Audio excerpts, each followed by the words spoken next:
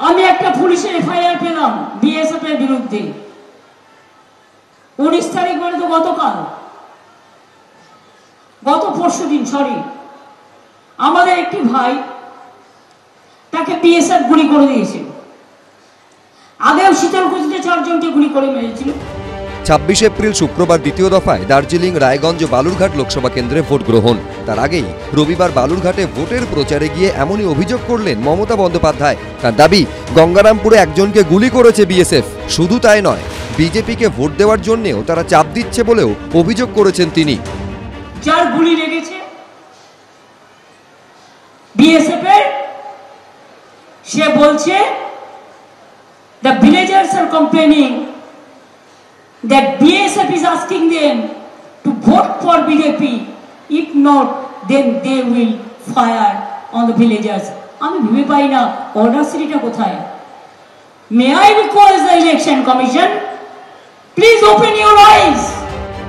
দলনেত্রীকে ঘটনাটি জানিয়ে চিঠি লিখেছে স্থানীয় তৃণমূল নেতৃত্ব। সেই ঘটনায় গঙ্গারামপুর থানায় এফআইআরও দায়ের হয়েছে। পুলিশকে জানানো অভিযোগপত্রে লেখা হয়েছে, গত শুক্রবার গঙ্গারামপুরের অশোক গ্রামে বিএসএফ ক্যাম্প থেকে কয়েকজন জওয়ান আসেন। তারপর কয়েকজন গ্রামবাসীদের ডেকে বিজেপিকে ভোট দিতে বলেন তারা।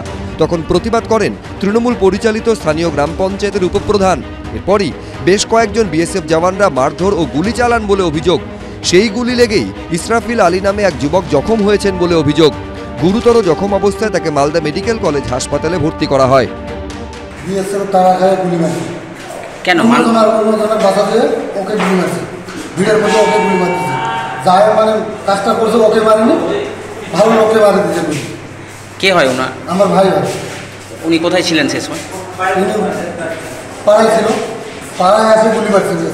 এই বিষয়ে বিএসএফ কথা বলবে। বিএসএফ চোরাচালান যারা করে, চোরাচালান আটকানোর জন্য বিএসএফ অনেক কিছু করতে হয়। ভোট প্রচার করতে গিয়েছিল সেই সময় মিথ্যে কথা বলছে। ফেন্সিডিল নিয়ে কেউ ভোট প্রচার করতে কথা বলছে, ফেন্সিডিল নিয়ে ভোট করতে যায় না। 112 কোম্পানি কেন্দ্রীয় বাহিনী মোতায়েন থাকা সত্ত্বেও গত শুক্রবার বেশ কিছু বিক্ষিপ্ত ঘটনা ঘটে কোচবিহারে। এই প্রেক্ষাপটে এদিন ফের কেন্দ্রীয় বাহিনীর বিরুদ্ধে রুখে দাঁড়ানোর বার্তা দিলেন মমতা বন্দ্যোপাধ্যায়। সিএপিএফ নিয়ে এসে গুন্ডামি করলে রুখে দাঁড়াবেন তো? মুখে কিচ্ছু বলবেন না। আপনার যদি পথ আটকায় যে আপনি বেরোবেন না, বলবেন আমি ভোট দিতে যাচ্ছি, খবর দেবেন আমাদের পার্টি অফিসগুলোকে।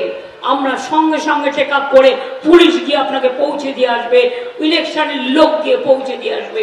তার কারণ এটা ইলেকশনের নিয়ম, কারো ভোট আটকানো যায় না। এই জিনিস কুচবিহারে করেছিল। তবে আমাদের কর্মীরাও প্রস্তুত আছে, সব জায়গায় কেন্দ্রীয় বাহিনীর জন্য অপেক্ষা করবে না। এবং রাজ্যের মহিলারা যেভাবে দায়িত্ব তুলে নিয়েছিলেন, এবার হাতে কেন্দ্রীয় বাহিনী দোর্দণ্ড প্রতাপ নেতাকে বারান্দায় তুলে দিয়েছিলেন, তা সেই জন্য তৈরি আছে। ভোট দিতে না পারলে রুখে দাঁড়াবো কেন্দ্রীয় বাহিনীর বিরুদ্ধে, রাজ্য পুলিশ দিয়ে গিয়ে আপনার ভোট দেওয়াবো, এগুলো ইনস্টিগেটিভ, এগুলো নির্বাচনের প্রক্রিয়াকে ব্যাহত করার মনোভাব। সব মিলিয়ে ভোটে কেন্দ্রীয় বাহিনীর ভূমিকা নিয়ে ক্রমেই বাড়ছে চর্চা। অর্ণব মুখোপাধ্যায়, করুণাময় সিংহ, উজ্জ্বল মুখোপাধ্যায়, এবিপি আনন্দ।